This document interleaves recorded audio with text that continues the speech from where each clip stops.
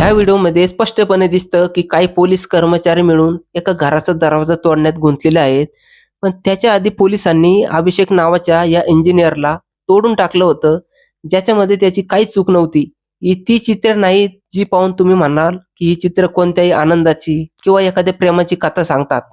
हा केवळ एक भ्रम आहे आणि जे खरं आहे ते याच चित्राच्या मागे लपलेलं आहे आणि म्हणूनच ही चित्र केवळ आठवणी निर्माण करण्यासाठी नाही, तर खरी सत्यता बाहेर आणण्यासाठी लावली गेली होती. आणि जेव्हा पोलीस दरवाजा तोडून खोलीत शिरतात, तेव्हा जिथं जे काही पाहतात ते पाहून त्यांची पायाखालची जमीनच सरकते. कारण तिथं अभिषेक इंजिनियर पंख्याला लटकलेला दिसतो आणि भिंतीवर व्हिडिओ कॉलची वेगवेगळे चित्र समोर दिसत होते. तेव्हा कुठे पोलीस ॲक्शनमध्ये येतात. पण त्याच्या आधी पोलिसांनी अभिषेक सोबत जे काही केलं होतं ते जाणून घेतल्यावर तुम्ही सुद्धा नक्की घाबरणार. तर नमस्कार मित्रांनो, मी वैभव आणि तुम्ही पाहत आहात गिट टू टॉक. ही घटना उत्तर प्रदेशातील गोंडा जिल्ह्यातील कोतवाली नगर पोलीस स्टेशन परिसरातील आहे, जिथं गायत्रीपुरम भागात राहणारा एक 25 वर्षाचा अभिषेक श्रीवास्तव आपली धाकटी बहीण आस्थासोबत एका मोठ्या घरात राहत होता.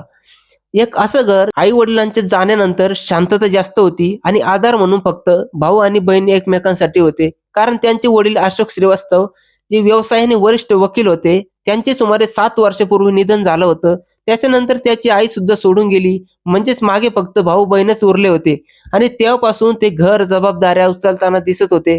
कारण अभिषेकच्या नावावर मथई गावात सुमारे 25 एकर जमीन होती. वडिलांच्या विम्याचे 1 कोटी रुपये आणि 25 लाख रुपयांची फिक्स डिपॉझिट रक्कम होती आणि सोबत आईच्या विम्याचे सुद्धा 1 कोटी रुपये होते. याशिवाय तो स्वतः एका खाजगी कंपनीत जॉब सुद्धा करत होता. तिथून त्याला दर महिन्याला 50 ते 60,000, म्हणजेच तो एका अत्यंत प्रतिष्ठित कुटुंबातील होता. पण इथूनच या घटनेला असं वळण मिळतं ज्याची कोणी कल्पना सुद्धा करू शकत नाही. कारण आयुष्यातील सर्वात मोठं वादळ अनेकदा तिथूनच येते जिथे धोक्याचा अंदाजही नसतो. या घटनेत सुद्धा असंच काहीच घडले आहे, जे वादळ बनून समोर आलं. सोनल सिंग अभिषेक श्रीवास्तवची शेजारी होती. तिचं घर अगदी त्याच्या घरा शेजारीच होतं. बाहेरून सर्व काही सामान्य दिसत होतं, कारण ती एक विवाहित महिला होती आणि तिचा पती अजित सिंग एका बँकेत कॅशियर होता. मुलं नव्हती, त्याच्यामुळे घरात फक्त पती पत्नीच होते आणि परिसरात त्यांचं आयुष्य सेटल आणि प्रतिष्ठित कुटुंबासारखेच वाटत होते. पण शेजारी असल्यामुळे सुरुवातीला बोलणं तर होणारच होतं. हलकी फुलकी चर्चा झाली, हळूहळू कम्फर्ट वाटू लागला आणि मग भावना बदलल्या, जवळीक वाढली. जेव्हा जेव्हा अजित सिंग आपल्या कामावर जायचा, तेव्हा सोनल बाल्कनीमध्ये येऊन अभिषेकशी बोलायला सुरुवात करायची, ज्याच्यानंतर कॉल आणि भेटीमध्ये रूपांतर झालं. त्याचा परिणाम असा झाला की सोनलचा पती अजित सिंग घरातून बाहेर पडताच ती फोन करून अभिषेकला आपल्या घरी बोलावून घ्यायची, ज्याचा पुरावा पुढे तपासात समोर आला. या व्हिडिओमध्ये तुम्ही स्पष्टपणे पाहू शकता की सोनलचा पती घराबाहेर पडताच काही मिनिटांनी समोरच्या घरातून अभिषेक लगेच सोनलच्या घरी पोहोचतो. जानेवारी 2025 ते जुलै 2025 पर्यंत दोघांचं भेटणं अशाच प्रकारे सुरू राहिलं आणि काळानुसार जवळीक सुद्धा आणखी वाढू लागली. एक हेल्दी रिलेशनशिप मध्ये ज्या गोष्टी होतात त्या सर्व गोष्टी घडत होत्या आणि अभिषेक या नात्यात सर्वात जास्त गंभीर होता, कारण त्याला वाटत होतं की सोनल त्याच्यावर खरंच प्रेम करते.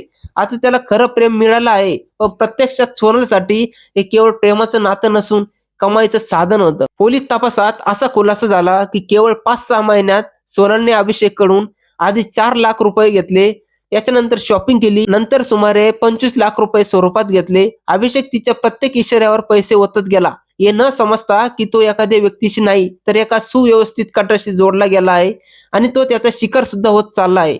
काही महिने एक खोटं प्रेम फुलत राहिलं, पण एक दिवस अजित सिंगला आपली पत्नी आणि अभिषेकच्या अवैध संबंधाची कुणकुण लागली होती.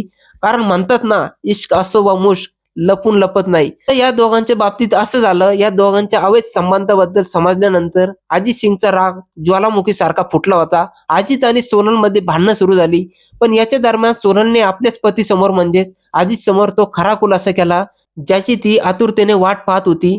म्हणजे जेव्हा अजित सिंगला पत्नी सोनल आणि अभिषेकच्या अवैध संबंधाबद्दल समजलं, तेव्हा बाहेरून जरी तो रागात दिसत असला तर त्याच्या मनात काहीतरी वेगळंच चाललं होतं. सोनलने मोठ्या चालाकीने अजितला फक्त तिचं अफेअर चाललं आहे एवढंच सांगितलं नाही, तर अभिषेककडे किती जमीन आहे, किती पैसे आहेत आणि तो किती भावनिक मुलगा आहे हे सुद्धा देखील सांगितलं. आणि इथूनच पती पत्नीमध्ये एक धोकादायक सौदा ठरला. सोनल पैशासाठी स्वतःचा वापर करून घ्यायला तयार होती आणि अजित सुद्धा या लोभापोटी आपल्या सर्व मर्यादा विसरला होता. पण कुठेतरी अजितच्या मनात द्वेष सुद्धा वाढत होता. पत्नीला दुसऱ्या कोणासोबत पाहणं, त्याच्या पुरुषी अहंकाराला टोचत होतं. मग जुलै 2025 मध्ये हा द्वेष उघडपणे समोर आला, जेव्हा अजितने अभिषेकच्या घरासमोर कचरा टाकला. अभिषेकने जेव्हा याचा विरोध केला, तेव्हा वाद वाढला आणि जोरजोरात भांडणं सुरू झाले. त्या ठिकाणी बाचाबाची इतकी वाढली, की त्या भांडणात अजितने अशा काही गुप्त गोष्टी बोलून दाखवल्या, ज्या फक्त अभिषेकने सोनललाच सांगितल्या होत्या. इथूनच अभिषेकला पहिला मोठा धक्का बसला आणि त्याला समजलं, की सोनल सर्व काही आपल्या पतीला सांगत आहे.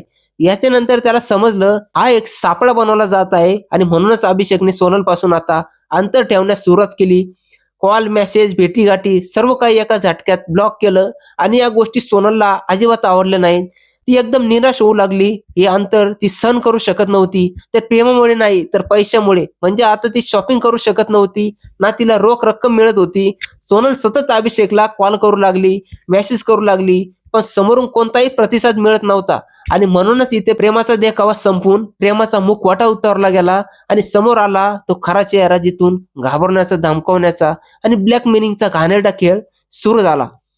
सोनलकडे ते सर्व अश्लील चॅट्स, फोटो आणि व्हिडिओ कॉलचे स्क्रीनशॉट होते, जे काही खासगी क्षणांचे होते आणि काही असे फोटो जे तिने स्वतः अभिषेककडून मागून घेतले होते. याच गोष्टींना शस्त्र बनवून ती म्हणू लागली, की पैसे दिले नाही तर सर्व काही व्हायरल केलं जाईल, समाजात तुझी बदनामी होईल, बहिणीच्या लग्नात अडथळे येतील, इज्जत पणाला लागेल आणि सर्व काही तू धोक्यात येईल. अभिषेकला वाटलं, की त्याने फोटो पाठवले असतील तर सोनल नाही पाठवले आहेत. म्हणूनच तो घाबरण्याऐवजी स्वतःला निर्दोष मानत होता. सोनलची मागणी मान्य करण्यास स्पष्टपणे नकार दिला. पण अजित आणि सोनलचं इथेच थांबले नाहीत.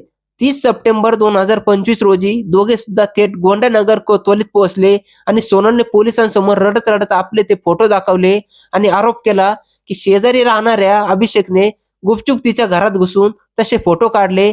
म्हणजे तेच फोटो जे तिने एकेकाळी स्वतः अभिषेकला पाठवले होते, तेच फोटो आता ती पोलिसांना दाखवून अशी दिशाभूल करते, की पोलीस सुद्धा तिचं म्हणणं खरं मानतात. रडणं, थरथरणारा आवाज आणि एक बिचारी महिला म्हणून तक्रार नोंदवणे, यामुळे पोलिसांना कोणतीही ठोस चौकशी न करता अभिषेकला थेट अटक केली.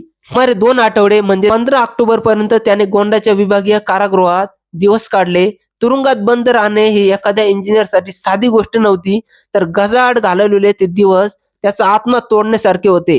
कुटुंबाने कसाबसा त्याला बाहेर काढले, पण अभिषेक आधीसारखा राहिला नाही. तुरुंगातील बदनामी, समाजाची नजर आणि सोनलने दिलेला तो धोका, यामुळे तो आतून पोखरला गेला. आता परिसरातील लोक सुद्धा त्याच्याकडे संशयाच्या नजरेने पाहत होते, कारण आपल्या समाजाचे सत्य हेच आहे, की अनेकदा सत्य जाणून न घेता विशेषतः पुरुषाला दोषी मानलं जातं.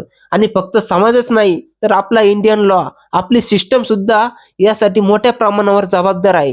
म्हणूनच काही सत्य जाणून न घेता अभिषेकला ब्लॅकमेलिंगच्या आरोपाखाली तुरुंगात पाठवलं जातं. अभिषेकला भीती होती, की त्याच्यामुळे आणि या प्रकरणामुळे त्याच्या बहिणीच्या लग्नात काही अडथळे येऊ नयेत. त्यानं घराबाहेर पडणे सुद्धा बंद केले, नातेवाईकाशी संपर्क तोडला आणि बहिणीच्या नजरेला नजर देणे सुद्धा तो टाळू लागला. तो नजर कशी मिळवणार? जरी ते खोटे आरोप होते, तरी ते आरोप होते. यामुळे तो एकदम डिप्रेशन मध्ये जाऊ लागला. बहिणीच्या म्हणण्यानुसार अनेकदा विचार करता करता तो बेशुद्ध सुद्धा पडायचा आणि आता त्याच्यावर उपचार सुद्धा सुरू होते. अभिषेकला वाटत होतं, की हे प्रकरण कसं तरी एकदाच संपून टाकावं. त्याने सोनलकडे केस मागे घेण्याची विनंती केली, पण त्याचे कोणी सुद्धा ऐकलं नाही. उलट अजितने त्याला आपल्या घरी बोलावून सांगितलं, की जर खटला संपवायचा असेल तर 8 लाख रुपये द्यावे लागतील. पण अभिषेकने एवढी मोठी रक्कम देण्यास स्पष्टपणे नकार दिला. चर्चा पुढे सरकली आणि 8 लाखांवरून 5 लाखांपर्यंत बाब आली. पण यासोबतच एक अट ठेवली गेली, की भविष्यात जेव्हा जेव्हा आम्हाला पैसे हवे असतील, तेव्हा तेव्हा अभिषेकला ते द्यावेच लागतील. ही अट ऐकल्यानंतर अभिषेकला जाणीव झाली, की हे तर आयुष्यभराचे जाळं आहे. यानंतर अजित आणि सोनलने त्यांच्या घराच्या दिशेने कॅमेरे सुद्धा बसवले, जेणेकरून ते त्याच्या प्रत्येक हालचालीवर लक्ष ठेवू शकतील. हा एवढा मानसिक छळ आता रोजचा भाग झाला होता. डिसेंबर येता येता अभिषेक पूर्णपणे खचला होता आणि त्याला वाटू लागलं होतं, की या जाळ्यातून बाहेर पडण्याचा आता फक्त एकच मार्ग उरला आहे. पण मरण्यापूर्वी त्याला स्वतःला निर्दोष सिद्ध करायचं होतं. म्हणून 17 डिसेंबरच्या संध्याकाळी अभिषेक एका फोटोकॉपीच्या दुकानात गेला आणि सोनल सोबत केलेले सर्व चॅट्स, व्हिडिओ कॉलचे स्क्रीनशॉट, फोटोची झेरॉक्स काढली. सोबतच एका प्रिंट आउटवर पूर्ण कहाणी लिहिली, की त्याला कसं अडकवलं गेलं, तो कसा जाळ्यात फसला, कसे पैसे घेतले गेले, त्याच्या भावनांचा कसा वापर केला गेला. म्हणजेच प्रत्येक तपशील लिहिता लिहिता जो तुम्ही आतापर्यंत ऐकला आहे, 3 तास तो हे सर्व करत होता. आणि घरी येऊन त्याने सर्व फोटोकॉपी आपल्या खोलीतील भिंतीवर चिटकावल्या आणि कपाटात एका पेन ड्राईव्ह सुद्धा ठेवला, जेणेकरून खोलीत कोणी सुद्धा आलं तर ते सत्यापर्यंत पोहोचू शकेल. त्या रात्री त्याने जेवण सुद्धा केलं नाही, कोणाशी बोलला नाही आणि खोलीचा दरवाजा आतून बंद करून बसला. जेव्हा दुसऱ्या दिवशी सकाळी 18 डिसेंबर उजाडली आणि तो वेळेवर खोलीबाहेर आला नाही, तेव्हा त्याची बहीण खूप घाबरली. तिने आपल्या चुलत भावाला बोलवलं आणि पोलिसांना माहिती दिली. दरवाजा तोडण्यात आला आणि जे सत्य समोर आलं त्याने सर्वांना सुन्न केलं. अभिषेक फाशीच्या फांद्याला लटकलेला दिसला आणि भिंतीवर त्याच्या आयुष्याची पूर्ण कहाणी लावलेली होती. पोलिसांनी तात्काळ मृतदेह खाली उतरवून पोस्टमॉर्टमसाठी पाठवला आणि पुरावे समोर आल्यानंतर सोनल आणि अजित सिंगला अटक करण्यात आली.